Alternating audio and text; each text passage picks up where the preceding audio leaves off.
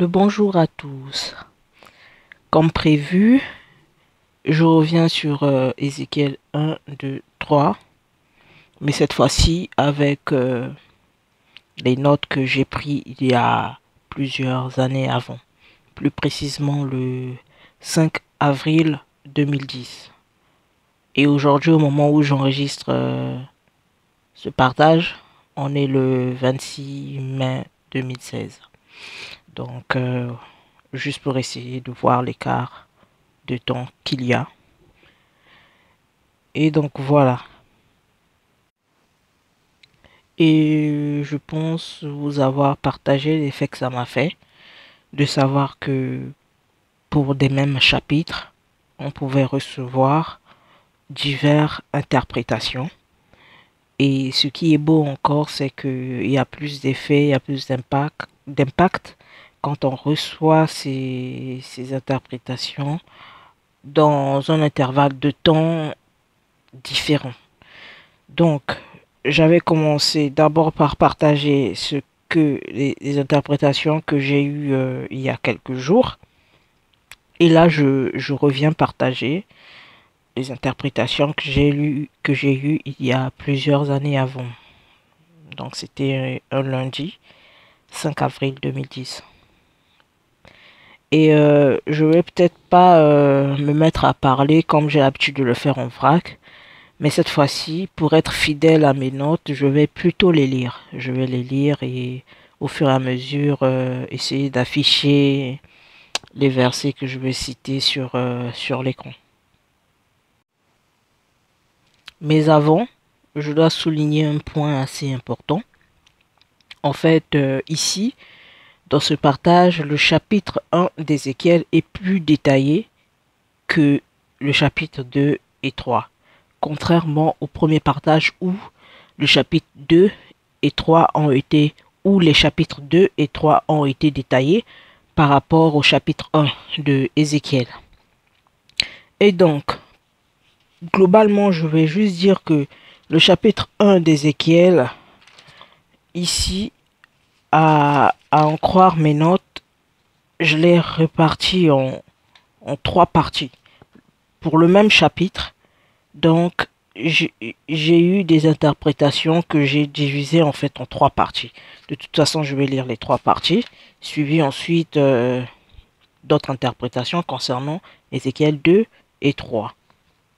Mais de toute façon, quand je regarde ici, pour Ézéchiel 2 et 3, ces interprétations rejoignent ce que j'ai partagé en gros, hein, rejoindre ce que j'ai partagé précédemment, mais c'est surtout le Ézéchiel chapitre 1 qui est détaillé ici, mais vraiment détaillé.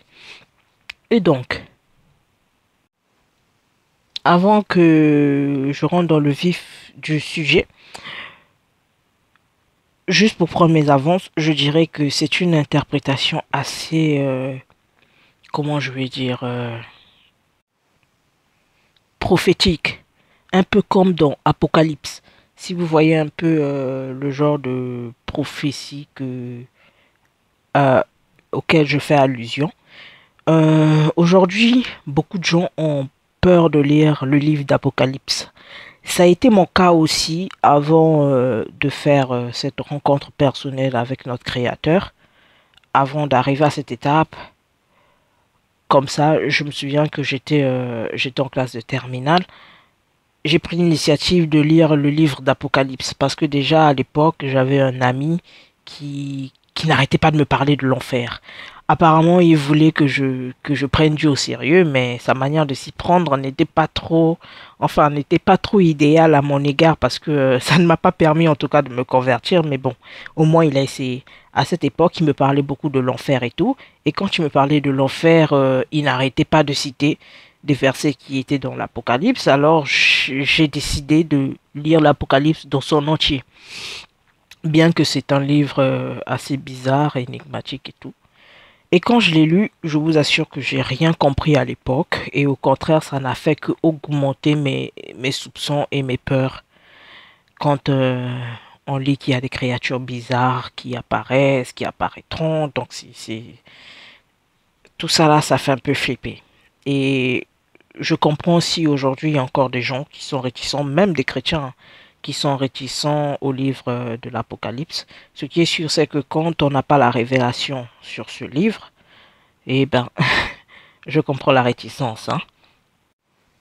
Avec le temps et avec la grâce de Dieu, au fur et à mesure, j'ai commencé à comprendre ce livre petit à petit. Et même si aujourd'hui, je ne comprends peut-être pas tout, je ne comprends peut-être pas ce qui est dit à 100%, mais au moins, j'ai un assez bon pourcentage de compréhension.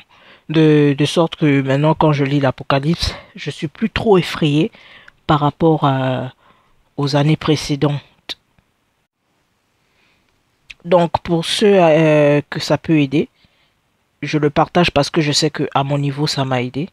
C'est pas une recommandation que j'ai eue de quelqu'un, mais je le fais par bonne volonté, tout simplement. Il y a le livre de André Thomas Bress, intitulé L'Apocalypse, révélation de Dieu pour le temps présent. C'est un livre qui m'a beaucoup aidé et qui m'a assez éclairé sur la vision apocalyptique. Donc je vous le partage si ça peut aider. Je vais essayer de mettre l'image sur la vidéo. Donc voilà. Et je vous invite à le lire et peut-être que ça vous aidera vous aussi. Et je pense que l'auteur sera content parce qu'en quelque sorte c'est comme une pub que je suis en train de faire. Mais je sais que je le fais pour une bonne cause. Donc je le fais avec beaucoup de joie. Donc je vous invite à le lire si peut-être que ça va vous aider à comprendre la vision apocalyptique. Et donc voilà, je reviens sur le partage d'aujourd'hui. Je dis donc que l'interprétation de Ézéchiel chapitre 1, surtout le chapitre 1, a en fait et a en fait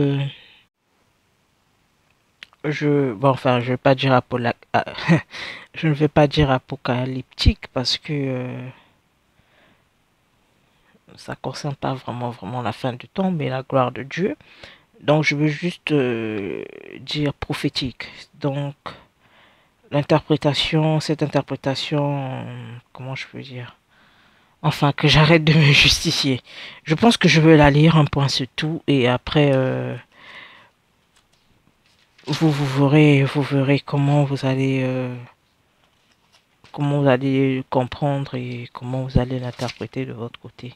Donc voilà, au lieu de perdre le temps, je vais commencer. Donc, Ézéchiel chapitre 1. J'ai pris soigneusement la peine de bien limiter les trois parties. Et donc, Ézéchiel 1, du verset 4 à 14, j'ai marqué Dieu dans toute sa gloire.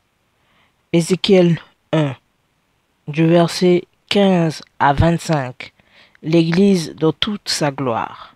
Ézéchiel 1, verset 26 à 28, Jésus dans toute sa gloire.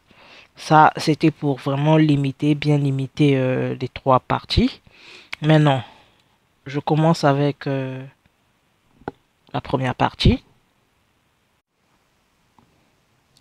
Ézéchiel vit 4 animaux ayant à chacun une face d'homme, une face de lion à droite, une face de bœuf à gauche et une face d'aigle. Ézéchiel 1, verset 10. Ils avaient aussi 4 ailes, dont 2 couvraient leur corps. Ézéchiel 1, 6 et 11. Ils marchaient droit devant eux sans regarder en arrière. Ézéchiel 1, 9, 12. Interprétation. Face de l'homme, qui signifie Dieu, le Père, fait homme, Jésus-Christ, révélé par l'évangile de Luc. Référence Jean 1, verset 18, Jean 1, verset 1 à 18. Genèse 49, verset 10. Eh bien, dis donc, j'étais tellement zélé que je donnais même des références bibliques d'autres livres.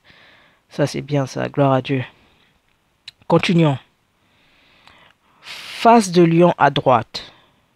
Dieu, le Père, le lion de la tribu de Juda, le seul juge de ce monde, l'autorité suprême, révélée par l'évangile de Matthieu. Référence Genèse 49, verset 9. À droite, symbole de justice et de sévérité. La main qui frappe. Ah là là, ça badinait pas. Ok, continuons. Face de bœuf à gauche.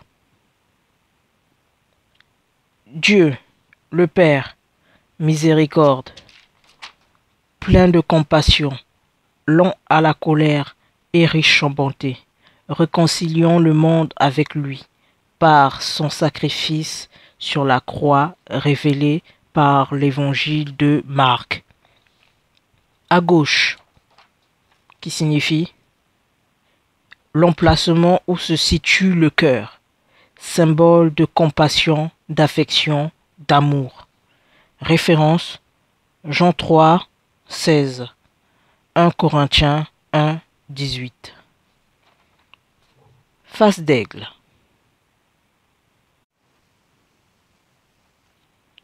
Dieu le Père Tout-Puissant devant sa proie. Car quand l'aigle est mordu par le serpent, il se rapproche du soleil pour que ce dernier aspire son venin répandu.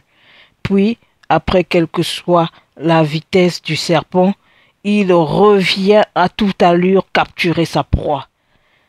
Telle doit être l'attitude d'un chrétien, fort, rigoureux et brave, terrassant sa proie et, à moindre affaiblissement, se rapprochant du soleil, symbole de puissance qui donne la lumière à tous, donc Dieu Tout-Puissant, pour guérir et retrouver aussi la force pour vaincre l'ennemi, révélé par l'évangile de Jean. Là, c'est pas l'ennemi qui est révélé par l'évangile de Jean, hein. C'est Dieu Tout-Puissant, révélé par l'évangile, donc le livre de Jean. Dieu le Père dans toute sa gloire. Référence, le livre d'Apocalypse. J'ouvre une parenthèse en disant en fait que quand j'ai parlé de l'aigle mordu par un serpent qui se rapproche du soleil, en fait je sais pas, j'ai pas vérifié l'hypothèse, hein, je me permets de le dire, et j'ai pas aussi envie de vérifier parce que c'est tellement beau. Donc si c'est une fausseté, vraiment pardonnez-moi et reprenez-moi sous les commentaires en bas de la vidéo si c'est possible. Mais je vous cache pas que je n'ai pas vérifié cette réalité, donc je ne sais pas si c'est vrai. Mais c'était tellement beau que j'ai noté ça. Vous allez me demander donc où ai-je eu la connaissance de cette théorie? En fait, c'est une amie à moi, chrétienne, avec qui je passais beaucoup de temps à l'époque, qui elle aussi s'intéressait aux Écritures. Et pendant qu'on causait, une fois, elle m'a sorti ça comme ça. Elle me dit, l'aigle est un animal fort et c'est le plus majestueux, un truc le plus charismatique, je sais pas, des oiseaux. Et c'est là qu'elle me sort le scénario de quand il se fait piquer par le serpent, il se rapproche du soleil, patati patata. Et je sais que, enfin, il n'y a pas que moi, nous le savons que l'aigle vole à une certaine vitesse, hein, et que il demeure dans les lieux très hauts. Il est plus souvent sur des grandes montagnes et tout. Mais bon, on va quand même maintenir l'hypothèse que c'est un oiseau charismatique, majestueux. Donc voilà, vraiment l'hypothèse de il se fait piquer par un serpent qui se rapproche du soleil. C'est peut-être à vérifier, mais n'empêche que c'est un exemple tellement beau que voilà, je me suis pas empêché de l'écrire ce jour-là. Donc en fait, je me suis souvenu de la théorie de mon ami et je me suis basé de ça en fait pour pouvoir interpréter ce côté-là de l'aigle, de la face de l'aigle. Donc voilà, continuons. N'empêche que dans la personnalité de Dieu, le Père, nous retrouvons les deux autres parties, le Fils et l'Église. Ce qui sous-entend qu'ils ne forment que un. Jésus-Christ qui est le Père lui-même. L'Église qui est le corps du Christ, donc le corps de Dieu. Il marchait et ne se retournait point, symbole d'un objectif précis à atteindre, en marchant vers l'accomplissement de sa parole dans Genèse, lorsqu'il maudit le diable, symbole du temps qui passe et ne revient plus. Tandis que Ézéchiel a vu 4 ailes, dont 2 cachaient le corps, Ésaïe en a vu 6, 2 cachaient la face, 2 autres les pieds et 2 autres pour voler. Et Jean a vu toute la gloire et la plénitude de Dieu. Référence. Hébreux 1, versets 1 à 4. Apocalypse 4, versets 6 à 8. Ésaïe 6, versets 1 à 3. Ézéchiel 1, verset 1 à 16. Apocalypse 1, verset 13 à 16. Genèse 49, verset 8. Plus les années passent, plus il se révèle davantage aux hommes. Exemple, Ésaïe, Ézéchiel, Jean. Et on note là que plus le temps passe, comme je viens de le dire, plus quand il se révèle à l'homme, il y a plus de détails. J'aimerais ouvrir une parenthèse en disant tout simplement que, enfin ça c'est ce que moi je pense, hein. Étant donné que plus le temps passe, plus on se rapproche de la fin. Et certains d'entre vous vont me dire peut-être que oui, mais on a parlé de la fin. Certains ont même donné des dates précises. On a entendu la fin du monde par ici, la fin du monde par là. On a même fait des films sur la fin du monde. Mais en fait, jusqu'à ce jour, rien ne s'est passé. On vit toujours. Moi, je suis d'accord avec vous. Dans la Bible que je lis, que je médite constamment, on parle de cette fin. Et j'y crois. Et je sais aussi que dans cette même Bible, il est dit que nul ne connaît la date du retour de Jésus-Christ. Ou encore la date de la fin du monde, du jugement de Dieu sur ce monde. Nul ne connaît la date, si ce n'est que Dieu lui-même. Je pense que même les anges ne connaissent pas la date. Il n'y a que Dieu, le jour où ça le prendra, quand il va décider, il dit c'est aujourd'hui cette fin, et bien il va descendre, il va descendre. Donc nul ne connaît la date. Et donc si quelqu'un aujourd'hui sort une date sur les médias, fait ceci, cela, et bien ne lui croyez pas, c'est tout. Parce que même les Écritures disent que personne ne connaît la date, si ce n'est que Dieu lui-même. Alors pourquoi on veut se pourrir la vie? Des fois je me dis que ce petit jeu de aujourd'hui, tel jour ça sera la fin du monde, c'est juste pour endurcir les cœurs des gens. Parce que plus les gens donneront des dates, plus on ne verra pas cet événement arriver, plus nos cœurs vont s'endurcir.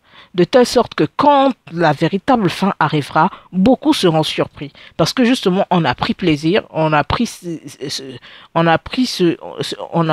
jeu-là de donner des dates et voir à ce que cela n'arrive pas. Faisons très attention à cela.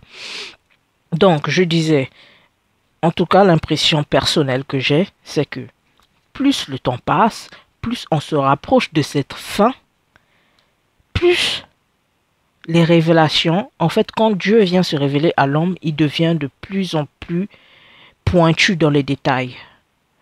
Et pour moi, rien ne m'étonne parce que de nos jours, même quand je vois les scènes qui se passent à la télé, même dans les simples pubs, oh pitié, vous faites une pub pour un produit alimentaire, mais dans la pub, on a droit à des comment je peux dire, à des scènes qui font penser au sexe, à la sensualité, etc.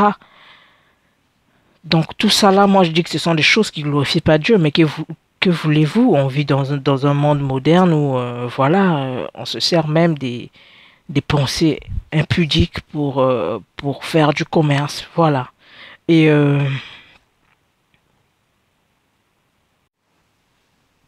sans compter que souvent dans certains clips, voire même dans des films, on a droit à ces scènes occultes où voilà, les gens ils se cachent plus. Et pas seulement dans les films ou dans les clips, mais même dans des cérémonies et tout. On a droit à des scènes occultes, à des pratiques occultes, à des théâtres occultes où on fait des trucs, des, des cultes bizarres, mais on sent vraiment que c'est bizarre, mais on le fait devant tout le monde parce que ces choses ne sont plus cachées. Donc, je me dis, si ces choses ne sont plus cachées, si on le fait aux yeux de tout le monde, alors pourquoi voulez-vous que Dieu aussi continue à cacher sa gloire? Il est nettement mieux de révéler aussi sa gloire aux hommes pour que, voilà quoi, qu'il y ait un équilibre. Comme ça, plus l'homme s'expose aux choses qui ne glorifient pas Dieu en détail, vu qu'aujourd'hui les choses ne sont plus cachées, ben plus Dieu se révèle à l'homme aussi en détail. Donc voilà, c'est la parenthèse que j'ai voulu ouvrir. Et je reviens sur l'exemple. Dieu s'est révélé à Ésaïe, à Ézéchiel, à Jean, à des différentes époques. Et quand on compare ces révélations, on se rend compte que plus le temps passe, plus Dieu est précis dans ses révélations. Il y a plus de détails dans ses révélations. Donc ça c'était la partie 1. Même si je reconnais que vers la fin, ça a été un peu ambigu. Bon, comprenez-moi, hein, je ne suis qu'un homme. Enfin, un être humain qui écrit. Un être humain, mais je suis une femme et pas un homme.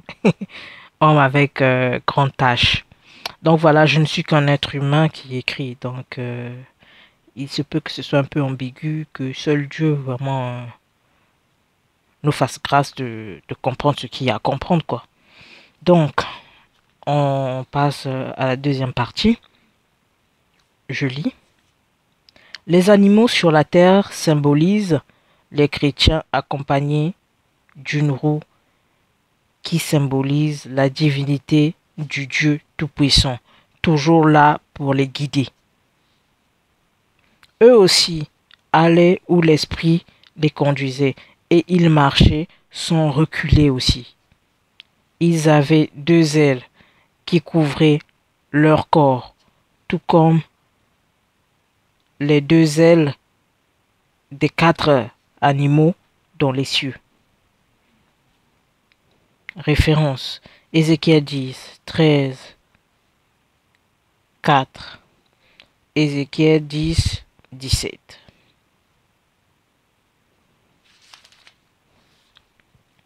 Couvrir le corps, qui signifie protéger le temple. Et nous savons tous que le temple de Dieu est notre corps. Car le corps du saint est le temple de Dieu. Là, j'ai dit saint parce que dans la Bible, souvent pour nommer les chrétiens, on les appelle les saints. Donc voilà. Détruisez ce temple et je le reconstruirai en 3 jours, dit Jésus. Il fut mort et il ressuscita le 3e jour. Voilà encore une épreuve palpable. Voilà un exemple palpable. Nous les chrétiens, quand on nous dit que notre corps est le temple du Christ, des fois nous banalisons. Des fois nous les chrétiens, quand on nous dit que notre corps est le temple du Christ, de Dieu, nous banalisons la chose. Et voilà une épreuve palpable. Jésus-Christ a dit que détruisez ce temple et je le reconstruirai en 3 jours. Et même quand il a dit, les gens ont ri parce qu'ils n'avaient pas la révélation. Mais voici que quand il a été mort, il fut ressuscité le 3e jour. N'était-ce pas ce temple-là auquel il faisait allusion? Ah ah, il faut avoir la grâce de Dieu pour comprendre ces choses. Et la grâce de Dieu, elle est disponible à tous. Il suffit juste de chercher Dieu. Hein? Cherchez et vous trouverez. Demandez, on vous donnerait. Frappez, on vous ouvrira. Il s'agit aussi de ça. Cherchez Dieu. Cherchez Dieu d'un esprit sincère et en vérité. Il va vous révéler ces choses. Donc vraiment, je nous encourage. Hein? Notre corps est le temple de Dieu. Donc respectons-le. Sachons ce que nous faisons avec ce corps. Donc voilà. La 3e partie, je lis. Et mais avant, j'ai oublié. Toujours dans la 2e partie. Référence, Ézéchiel 10, versets 9 à 11. Ézéchiel 1, versets 16 à 17. Donc là, on passe à la 3e partie. Sa description est confondue dans le même emplacement que celui des 4 animaux. La pierre de saphir a la figure d'homme. Le Shiloh, Jésus-Christ, qui n'est autre que Dieu. Et il avait une figure de la gloire de l'Éternel. Ézéchiel 1, verset 28. Donc là, j'ai encore noté Ézéchiel 1, verset 26. Jésus, le saphir au-dessus des animaux. Ézéchiel 1, 27. Jésus, même nature et même emplacement que les 4 animaux. Ézéchiel 1, 28. Confirmation de Jésus. Confirmation que Jésus est Dieu. Donc voilà. C'est la fin de la 3e partie. Donc là, je vous ai partagé le chapitre 1 en 3 parties. Et je prendrai le soin de réécrire tout ce que je viens de lire au fur et à mesure.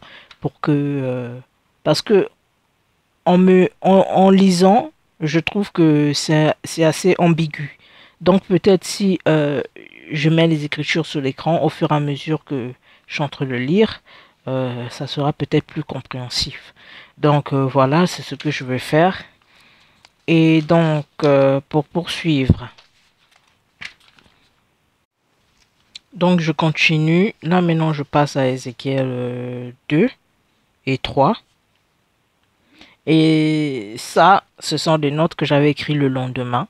Donc c'était un mardi 6 avril 2010. Étant que le Ézéchiel chapitre 1, je l'ai lu le lundi 5 avril 2010. Donc je continue. Déjà dans le chapitre 1, on constate qu'avant de faire appel à Ézéchiel, il lui expose d'abord sa nature pour que ce dernier sache à quel Dieu il a affaire. Ézéchiel 2, verset 2. Nous notons la présence de l'Esprit qui entra dans Ézéchiel afin d'écouter Dieu. Tel est le cas aussi pour un chrétien. Ézéchiel 2, versets 5 à 10. Ézéchiel 3, versets 1 à 4. Ézéchiel 3, versets 7 à 11. Ézéchiel 3, versets 14 à 15. Attitude et conseil face au comportement d'un prophète. Récemment, j'ai comparé ce comportement à un véritable serviteur de Dieu. Mais ici, à l'époque, je comparais ce comportement à celui d'un prophète. Donc, serviteur de Dieu englobe bien évidemment tout ça. De toute façon, je l'ai dit dans le premier chapitre. Ça englobe les pasteurs, les prophètes, les médecins spirituels, les évangélistes, tout ça. Donc, voilà. Ézéchiel 3, 16, 25, 16, 23. Conséquences pour une non-obéissance d'un prophète. Ézéchiel 3, 24, 27. Attitude à tenir et difficulté à endurer d'un prophète. Donc voilà, j'ai fini. Et ouais, pendant que je suis en train de lire ça, je constate tout simplement que à l'époque, j'avais une interprétation plus détaillée pour le chapitre 1 et que le chapitre 2 et 3 a été vaguement détaillé. Et s'il faut comparer à ce que j'ai partagé précédemment, là-bas, j'avais eu une interprétation plus détaillée pour le chapitre 2 et 3. Et le chapitre 1, j'ai juste parlé de ça brièvement comme ça. Donc, s'il faut voir les choses dans son ensemble, dans sa globalité, on va dire que là, avec les deux partages, on voit que les 3 chapitres sont détaillés. Donc, c'est comme si, en fait, ce que j'ai lu précédemment, ce que j'ai partagé précédemment, a été un complément de ce que Dieu m'avait déjà fait grâce de réaliser, de comprendre il y a plusieurs années avant, en 2010. Donc, voilà. Donc, voilà, j'ai tout lu. Et puis, voilà.